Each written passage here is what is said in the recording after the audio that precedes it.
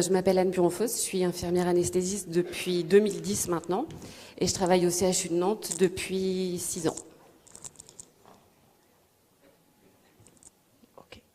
Moi, c'est Fanny Guédon, je suis infirmière anesthésiste depuis 9 ans et comme Anne depuis 6 ans au CHU de Nantes, on travaille au PTMC, c'est le gros bloc pluridisciplinaire du CHU. On accueille des patients à partir de 7 ans, on fait un petit peu de pédiatrie et puis sinon c'est principalement de l'adulte jusqu'à 100 ans ou plus. C'est ça, exactement. Et donc aujourd'hui, on voudrait vous parler en fait d'un projet qu'on a monté il y a 2 ans maintenant, en fait, qui parle de l'accueil des patients au bloc opératoire. À Nantes, il faut savoir donc que tous les patients qui se font opérer vont arriver dans une grande salle d'accueil. Cette salle d'accueil, le matin à 8h, accueille 22 patients, autant d'équipes d'anesthésie, autant d'équipes de bloc opératoire. Ça fait beaucoup de monde, on a compté, on a en moyenne donc 100 patients qui passent par jour dans cette salle et environ 200 soignants. 200 soignants parce que c'est le seul endroit au bloc qui fait le lien avec l'extérieur. Donc on a les gens qui ont la flemme de s'habiller, mais comme ça nous arrive, qui viennent chercher une carte de parking. On a un externe qui vient rendre la clé de la chambre de garde. On a un labo qui vient ramener un fibro. Donc énormément de turnover, beaucoup de bruit dans cette salle. Cette salle, il faut rajouter que c'est aussi un endroit de retrouvailles joviales de soignants. On va se raconter nos week-ends, on va se raconter nos vacances. Je juge pas du tout parce que j'ai fait pareil, mais encore une fois, beaucoup de bruit et beaucoup de stress dans cette salle. Donc, au lieu de passage, ce qu'on disait, cette salle, il faut l'imaginer orange. Il y a du orange sur tous les murs, des couleurs toniques, assez criardes, presque angoissantes. 3 télés sur lesquelles passe en continu BFM TV, avec des infos un peu angoissantes. Ou dans le meilleur des cas, on a des clips musicaux avec des femmes nues qui lavent des voitures. Donc à choisir, c'est compliqué. Ensuite, dans cette salle, on a au plafond des néons blancs qui scintillent, qui marchent plus ou moins. Donc on imagine le patient qui arrive, fatigué, stressé, à jeun, qui a un peu froid parce que il est nu sous un petit, vous savez, les petits pyjamas en papier. Ben c'est compliqué en fait. Et une prise en charge optimale dans cette salle, ça nous allait pas, ça nous correspondait pas. On était conscients qu'on changerait pas l'architecture des lieux et qu'on n'aurait pas de moyens financiers énormes, mais on s'est dit qu'on allait essayer de faire quelque chose. Donc voilà la salle. Les patients arrivent par ici, passent devant le bureau, il y a un aide-soignant qui est là, qui demande son nom au patient. Et ensuite, les brancardiers accompagnent les patients entre les paravents, pardon. Donc une des télés qui diffuse BFM Télé ou les clips musicaux. Et puis maintenant, il y a un circuit là derrière qu'on voit, c'est un petit salon pour les patients qui viennent debout. Donc en parallèle à ce constat d'accueil qui était un petit peu sombre, on s'est retrouvés toutes les deux à un moment de notre pratique où on a vraiment eu une perte de sens dans ce qu'on faisait et on a eu besoin de retrouver un petit peu de vitalité dans nos prises en charge et donc de réhumaniser nos soins, de retrouver une prise en charge plus humaine. Ce qu'on voulait, c'était vraiment replacer le patient au cœur de la pratique et on avait marre de passer de la vésicule aux dents de sagesse à la cataracte. Et on s'est dit qu'on avait envie maintenant de prendre en charge Madame Untel ou Monsieur Untel dans sa spécificité. On avait aussi pour objectif de diminuer l'anxiété et la douleur. On sait tous que quand on arrive en préopératoire à diminuer l'anxiété, le père et le post-op, ça se passe mieux. Et c'est vraiment dans les nouvelles tendances de l'hôpital avec la RAC, la réhabilitation améliorée après chirurgie, l'ambulatoire, le patient debout. L'objectif, c'est quand même que le patient il soit hospitalisé mieux et donc moins longtemps. On va vers les sorties précoces. On a envie que le patient il soit autonome, qu'il soit plus digne, qu'il soit plus détendu. Donc notre projet, il a été validé assez rapidement par rapport à tout ça. Et le dernier objectif qu'on s'était fixé, c'était vraiment d'améliorer la qualité de vie au travail. On a beaucoup d'absentéisme sur notre plateau, il y a beaucoup de burn-out. Dans tous les blocs, je pense que c'est des hauts lieux de stress, de tension. Et on s'est dit qu'avec des petits moyens, on pouvait facilement diminuer le stress et l'anxiété des soignants. Donc, pour atteindre tous ces objectifs, on s'est fixé 2 grands axes de travail. C'était d'améliorer l'environnement pour aller vers des changements de comportement. Et alors tout d'abord, je vais vous parler de la pollution sonore. Donc on a travaillé sur 6 axes, on va les détailler succinctement. La pollution sonore, donc aujourd'hui, il y a beaucoup d'études qui ont vraiment démontré que le bruit était néfaste, avait vraiment des conséquences néfastes sur l'homme, mais pas seulement. Le bruit au travail, ça diminue l'efficacité du soignant, ça augmente l'agressivité, autant verbale que physique, et ça augmente la fatigue. Donc pour nous, c'était vraiment important de pouvoir diminuer l'intensité sonore pour une meilleure prise en charge des patients, pour améliorer son confort et pour tendre vers un mieux-être des soignants. Alors comment faire ça ? On a misé sur, quelque part, une autorégulation, un petit peu comme la maîtresse d'école en petite section, qui, face à tous ces petits, si elle se met à parler très fort, les enfants ne se taisent pas. Par contre, si elle chuchote, et en fait, d'eux-mêmes, les enfants se taisent et regardent ce qui se passe parce qu'ils sont surpris. Ben, nous, on l'a fait avec une oreille, un sonomètre visuel qui ressemble à ça.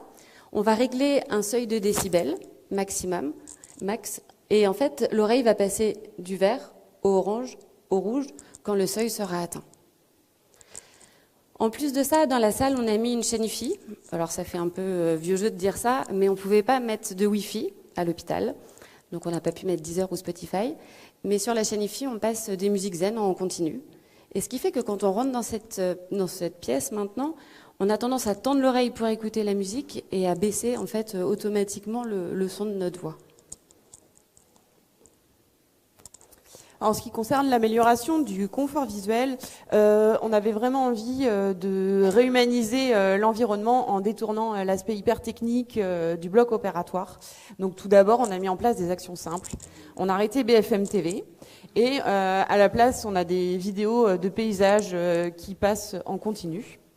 On a aussi utilisé, on a des variateurs de lumière, on a des petits spots qui étaient déjà en place dans la salle, on a éteint les néons qui clignotent et maintenant on a une ambiance lumineuse beaucoup plus tamisée. Donc c'est vraiment des petits moyens tout simples qui ont permis déjà d'améliorer l'atmosphère. On a installé, là, vous voyez la colonne à poissons. Alors, je sais pas trop. Je sais pas si ça va marcher la vidéo. C'est des petits poissons là, qui montent et qui descendent avec des petites bulles. Pardon. Voilà. Et puis il y a les boules lumineuses, donc il y en a 2 à chaque endroit de la salle d'accueil. C'est assez sympa, les patients ils aiment bien fixer les poissons, ça hypnotise un petit peu. Et puis en parallèle à ça, on a réalisé un travail sur l'impact des couleurs sur le psychisme. On n'en pouvait plus de tout ce orange qui est omniprésent dans notre bloc, on en a partout, dans les couloirs, dans les salles, à l'accueil. Et on trouvait que c'était vraiment une couleur qui induisait du stress, qui était hypertonique. Et on souhaitait avoir des tons un petit peu plus apaisants, des tons un petit peu plus pastels. Et puis notre gros projet, c'était d'amener l'art au bloc. Et donc on a pu avoir réalisé une fresque murale dans cette salle d'accueil. Elle a été réalisée il y a 15 jours, donc c'est vraiment tout frais. Et ça a pu être possible grâce à un mécénat. C'est Nicolas Perruche, l'artiste, qui a réalisé grâce au collectif Artichaut. Donc on a des girafes maintenant dans notre salle d'accueil, un petit peu partout. On est hyper contente du résultat. L'ironie du sort, c'est qu'on a encore plus d'orange qu'avant. On sait. Comme quoi, ça induit pas toujours du stress. Et on est hyper contente du résultat. Ouais. C'est beaucoup plus chaleureux, c'est plus apaisant. Et on a un très bon retour des patients et des soignants. Alors on va parler un petit peu d'aromathérapie. Encore une fois, beaucoup d'études qui ont prouvé aujourd'hui l'efficacité des huiles essentielles sur l'anxiété. Et c'était intéressant pour nous de l'utiliser, notamment face à la diminution des prémédications anxiolytiques en fait, chez les patients en pré-anesthésie. Donc on s'est dit que c'était un moyen d'agir assez rapidement sur le stress et sur l'anxiété. Alors comment ? En fait, on s'est dit qu'au début, on s'est formé. L'hôpital nous a dispensé une formation qui dure 3 jours. Et on s'est dit qu'on allait diffuser de l'huile essentielle dans la salle d'accueil. Mais qui dit huile essentielle dit principe actif, dit effet secondaire. Et en fait, il y avait trop de turnover de patients, ou en tout cas d'individus, parce que beaucoup de soignants, comme on l'a dit tout à l'heure, dans cette salle. Et là, on était vraiment face au problème des effets indésirables des huiles essentielles. Je vais juste parler et des contre-indications, parce qu'une femme enceinte, ou quelqu'un qui est allergique, ou quelqu'un qui est asthmatique, ça posait problème. Donc on est plutôt parti sur l'olfactothérapie individuelle. En fait, on propose aux patients, quand il arrive dans cette salle, de respirer de l'huile essentielle.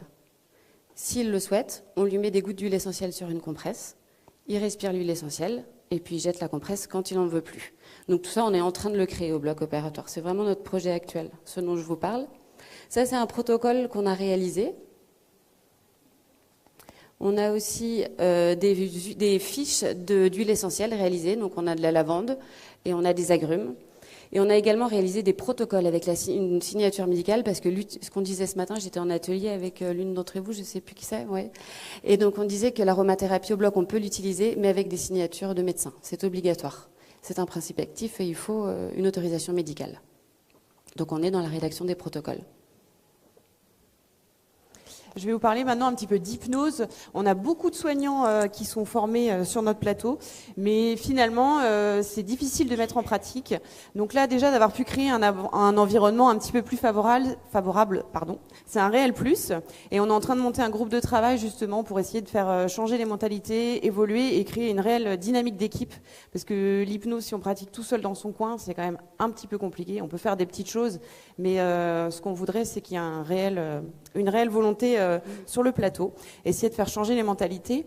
Et puis, en parallèle à ça, on continue de développer la communication thérapeutique.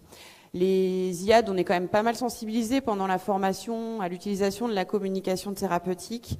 C'est pas le cas de toutes les spécialités qui interviennent sur le bloc. Donc régulièrement, on essaie de faire des formations.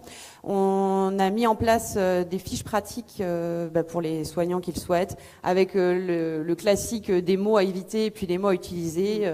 On dit est-ce que vous avez suffisamment chaud au lieu de est-ce que vous avez froid, je vais vous perfuser au lieu de je vais vous piquer, etc. Les choses que vous connaissez tous. Et c'est pareil, la communication thérapeutique, faut aussi que ce soit une dynamique d'équipe. Et plus il y a de gens qui la pratiquent, plus il y a de gens qui s'y mettent. Il y a un réel effet de mimétisme avec la communication thérapeutique. Quand on entend les mots doux, les mots de confort, on a tendance à les répéter. Et la dernière chose dont je voulais vous parler, c'était le casque de réalité virtuelle qu'on a mis en place depuis le mois de septembre. Pour l'instant, on a un bon retour des patients, ça fait une bonne détente, une bonne distraction. C'est pas aussi profond qu'une transe hypnotique, mais ça fait un peu le job à l'accueil en attendant. Il y a un interne là qui commence sa thèse à ce sujet sur le lien entre anxiété et réalité virtuelle. Donc, ce sera la suite dans quelques années.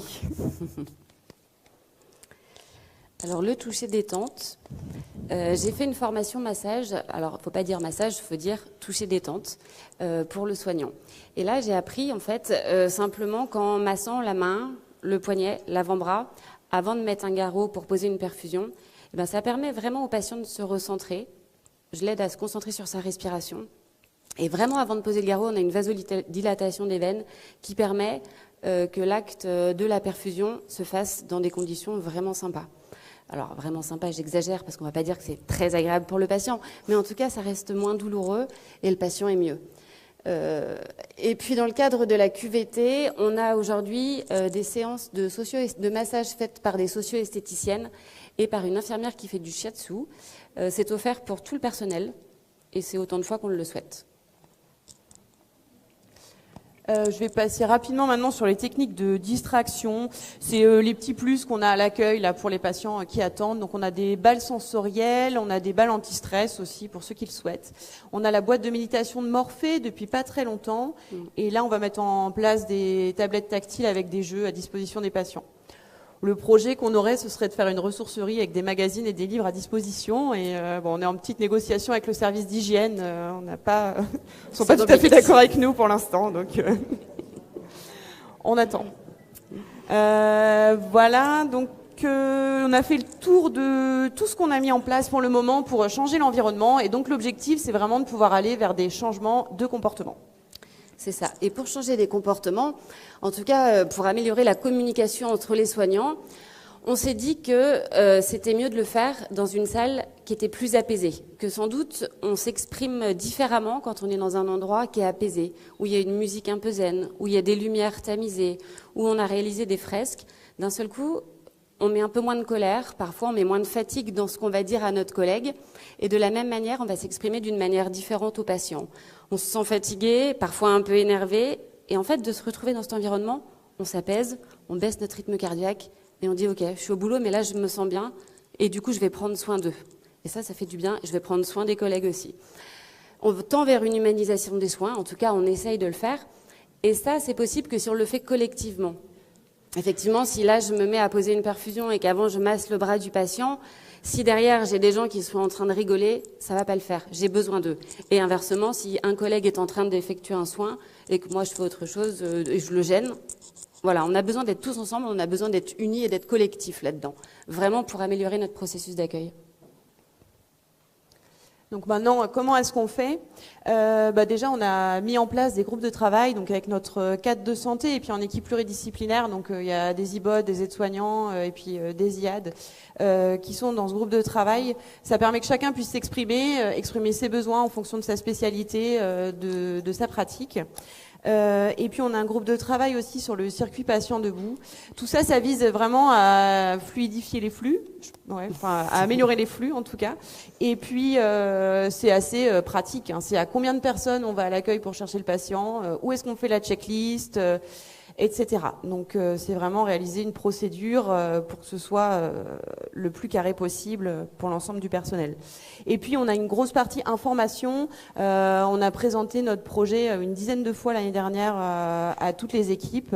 Le but c'est d'essayer d'avoir l'adhésion du maximum de personnes. Et voilà, on fait des actualisations régulières. On a également été invité aux Journées du CLUD pour animer des ateliers zen. On a pu présenter à la commission du bloc. Donc le but, c'est de se faire connaître.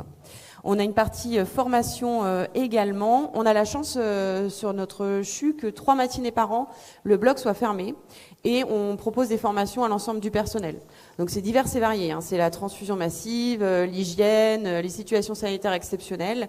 Et nous, on a pu animer un atelier communication thérapeutique et un autre sur l'aromathérapie. Alors à chaque fois, ça a énormément de succès. C'est vraiment des sujets qui plaisent au personnel soignant. Donc on continue à former. Et puis la médiatisation, on travaille avec le service com du CHU pour communiquer via l'intranet et puis via le Facebook du CHU. Ouais. Et enfin, les résultats, ce dont vient de parler Fanny, c'est vrai que ça a vraiment légitimé notre projet. Petit à petit, on l'a vu naître, avancer, se faire connaître. Et ça, c'était vraiment plaisant. Et on a vu l'émergence de nouveaux projets. Il n'y a pas longtemps, on est venu nous demander de donner notre avis pour refaire la salle d'accueil des familles au bloc des urgences. En fait, c'était là où étaient souvent annoncées les mauvaises nouvelles. C'est une toute petite salle. Et sans doute, pour améliorer la communication dans cette salle, ils se sont dit, on va refaire, en tout cas, la peinture, on va refaire l'environnement pour que la communication change, en tout cas, pour que les comportements. Et on était super contents. Donc, on a fait une petite salle, choisi une peinture verte, sympa, et en tout cas, plus apaisée que ce que ça n'était. Il y a aussi un petit groupe de travail qui vient de se créer pour l'accueil des patients handicapés au bloc opératoire.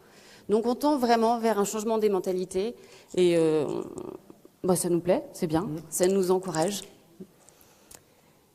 Les objectifs pour 2024, c'est de réaliser un questionnaire de satisfaction afin d'évaluer l'impact du projet. On voulait attendre que tout soit mis en place avant de le créer. On va créer également une plaquette qui va être distribuée en chirurgie ambulatoire et puis en consultation d'anesthésie. L'objectif, c'est que le patient il devienne acteur de son accueil et qu'il puisse dire « Ok, moi j'arrive à l'accueil du bloc, je voudrais un casque de réalité virtuelle, un peu d'aroma, faites-moi un peu d'hypnose ». Et que vraiment ce soit lui qui demande ce qu'il a envie. Qu'il soit acteur de son soin, quelque part. Ouais. Et puis on va transférer le projet sur la chirurgie ambulatoire et la SSPI, qu'il y ait un parcours patient zen en fait de l'entrée de l'hôpital jusqu'à la sortie. Et puis on déménage dans 4 ans, donc on est en réflexion sur l'accueil au futur CHU de Nantes. Et enfin, comme conclusion, c'est un projet qui a été assez long, qui a été énergivore. C'est un projet qui... on a rencontré des difficultés, on ne peut pas le nier, des difficultés liées au collectif, parce que sur un gros CHU comme Nantes, ça n'a pas toujours été facile. On s'est heurté à certains réfractaires au changement. Bon, si on voit le positif, c'est un projet qui est réalisé aujourd'hui, qui a été peu coûteux. On a toujours eu le soutien de nos cadres, de notre hiérarchie. Je crois que sans eux, de toute façon, on n'aurait pas pu faire ça. Plusieurs fois, on a voulu abandonner. Et on a vraiment été poussés vers le haut, donc c'était chouette. Et maintenant, ce qui est plaisant, c'est le retour positif des soignants et puis des patients. Et ça nous donne envie de continuer. Voilà. Merci pour votre attention.